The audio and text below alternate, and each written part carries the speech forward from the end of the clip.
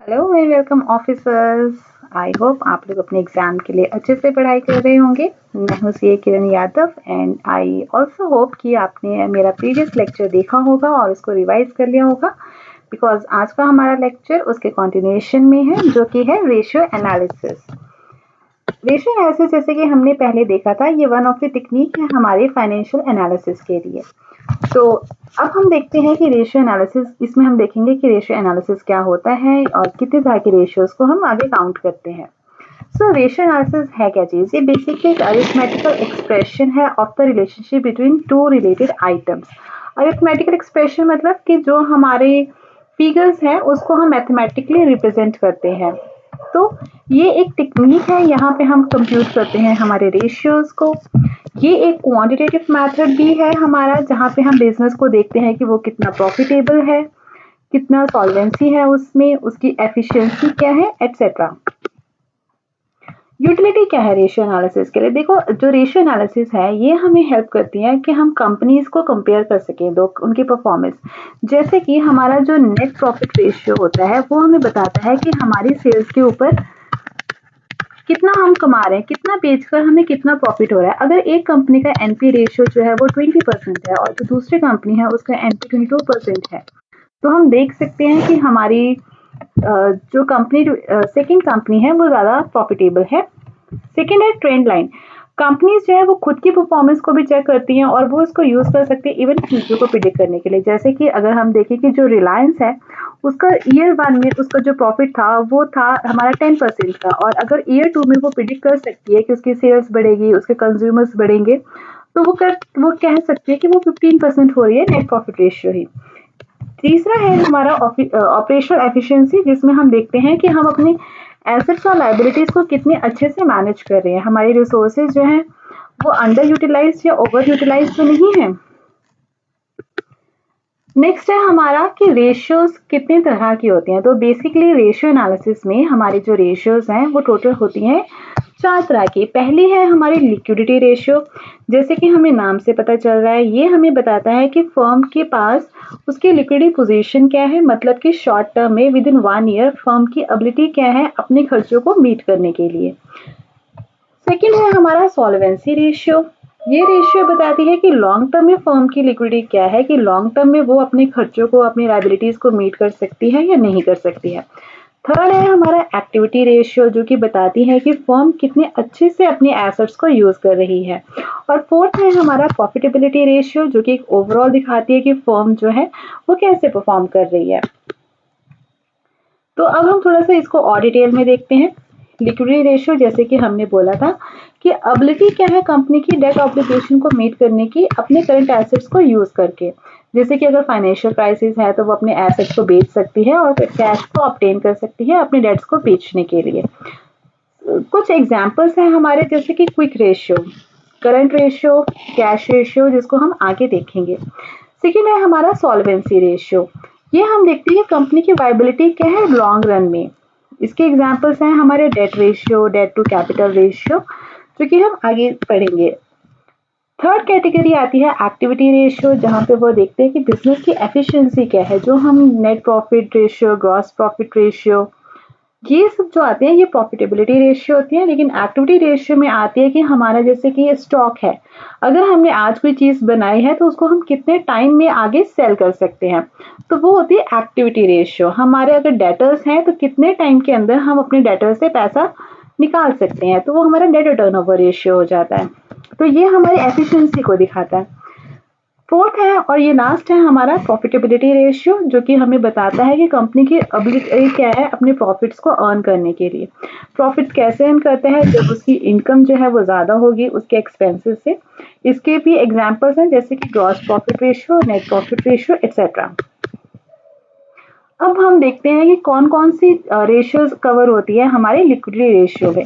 जैसे कि हमने पहले देखा कि ये शॉर्ट टर्म सॉल्वेंसी को देखता है, फर्म्स की एबिलिटी क्या है अपने करंट ड्यूज को मीट करने के लिए।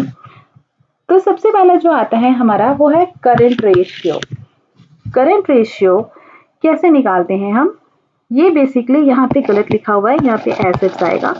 करंट रेशियो होता है current assets upon current liabilities. अब हमारे मन में ये सवाल आता है कि करंट रेशियो में करंट एसेट्स क्या होते हैं। वो एसेट्स हमारे जो हम एक साल के अंदर हम जिनको कैश में कन्वर्ट कर सकते हैं वो करंट एसेट्स होते हैं। जैसे कि कैश ही इसी में आ जाएगा। हमारे डेटर्स हैं, नॉर्मली अगर कोई बिजनेस किसी को उधारी देता है जिनको हम डेटर्स बोलते हैं, वो कभी भी एक साल से ज़्यादा नहीं होता। हमारा जो स्टॉक है वो भी हमारा करंट एसेट में आता है। कई बार हमने कुछ एक्सपेंसेस को पहले पे कर दिया होता है, जैसे कि प्रीपेड एक्सपेंसेस, वो भी करंट रेशियो में आता है।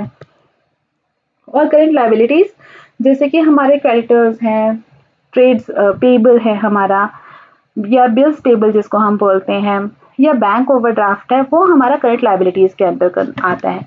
तो करंट एसेट्स में हमने क्या क्या देखा?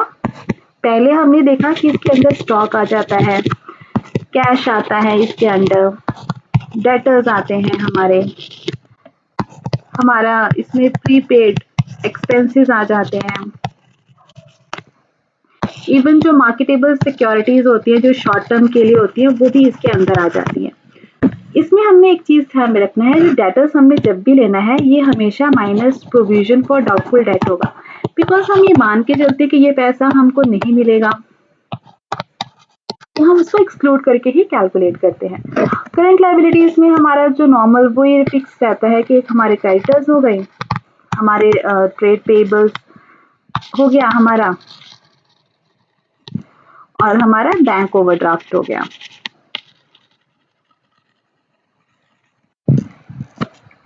अब हमारी सेकेंड रेशियो है, इसमें क्विक रेशियो। क्विक रेशियो मतलब वो करंट एसेट्स जो बहुत ही जल्दी मटेरियलाइज हो जाए। तो इसके अंदर हम क्या करते हैं, हम quick assets upon quick liabilities लेते हैं। क्विक एसेट्स हमारे कौन से होते हैं? सेम होते हैं, वो करंट एसेट्स होते हैं, लेकिन हम इसमें से स्टॉक को माइनस कर देते हैं और हमारा जो प्रीपेड एक्सपेंसेस हैं वो हम माइनस कर देते हैं।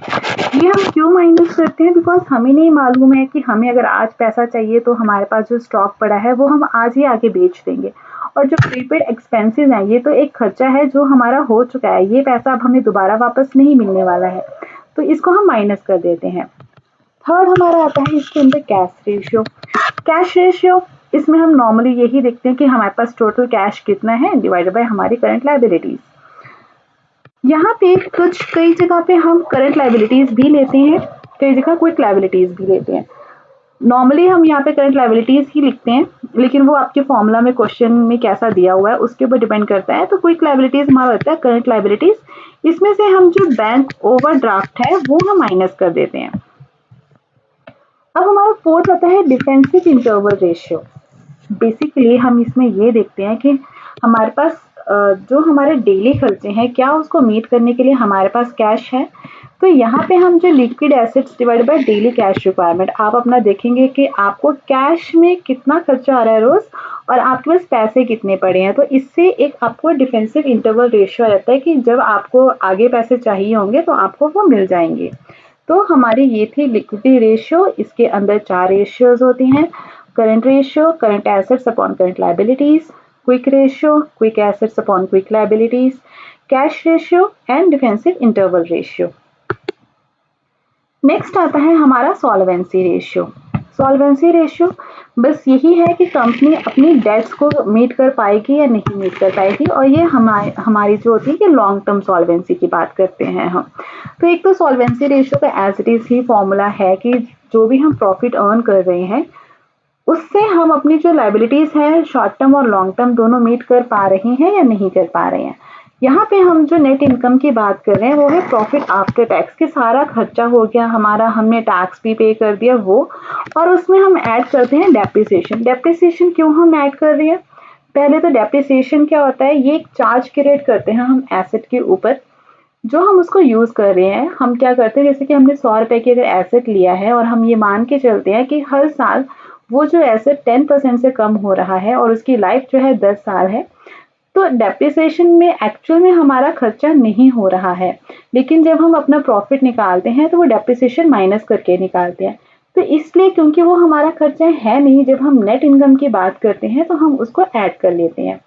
इसको हम डिवाइड करते हैं हमारी टोटल लायबिलिटीज के साथ में। लायबिलिटी बोला है तो मतलब कि जो पैसा हमने बाहर देना है, तो इसमें शॉर्ट टर्म और लॉन्ग टर्म दोनों आ जाएंगे। नेक्स्ट है हमारा debt to equity ratio. Normally हम जब डेट टू इक्विटी रेशियो के बारे में बात करते हैं तो हम टोटल लॉन्ग टर्म डेट के बारे में बात करते हैं divided by share holders equity. इसका मैं आपको एक फॉर्मूला बताती हूँ। मान लीजिए कि ये हमारी बैलेंस शीट है और ये हमारी लायबिलिटीज है, ये हमारे एसेट्स है। इसमें हम आएगा हमारा एक इक्विटी शेयर कैपिटल होता है, प्रेफरेंस शेयर कैपिटल होता है, रिजर्व एंड सरप्लस होता है, लॉन्ग टर्म लायबिलिटी होती है, शॉर्ट टर्म लायबिलिटी होती है, और ये सारा मिला के हमारा होता है टोटल एसेट, टोटल लायबिलिटीज। तो अब इसमें जब हम शेयर होल्डर्स इक्विटी के बारे में बात करते हैं तो हम सिर्फ बात करते हैं इन चीज़ों के बारे में।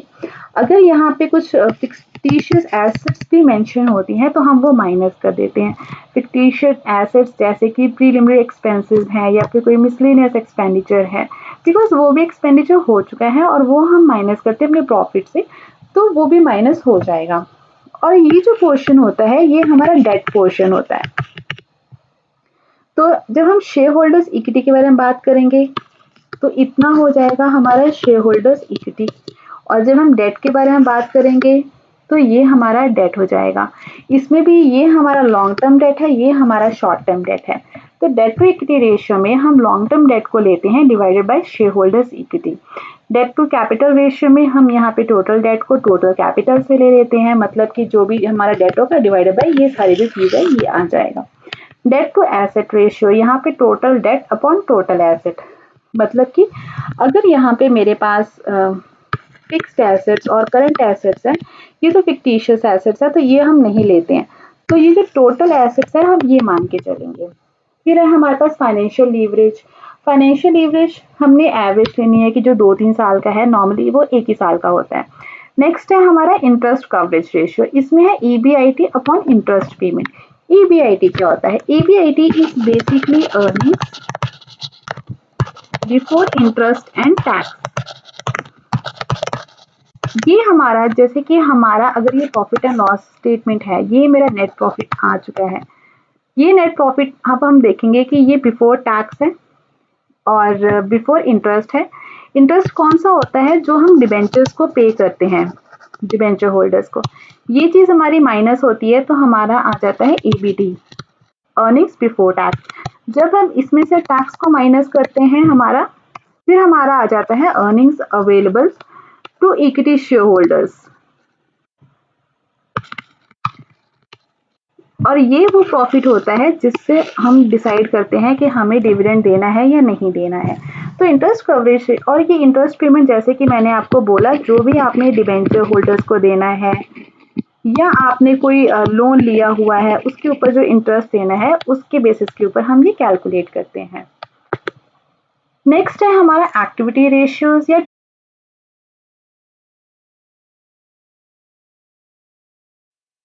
सो फ्रेंड्स, ये हमारा पार्ट 1 था रेशियो एनालिसिस का, जिसमें हमने 2 रेशियोज को पढ़ा, liquidity ratio and solvency ratio. हम बाकी के जो 2 रेशियोज हैं, एक्टिविटी और टर्नओवर रेशियोज, इसको हम नेक्स्ट स्लाइड में पढ़ेंगे। सो सी यू देयर, थैंक यू।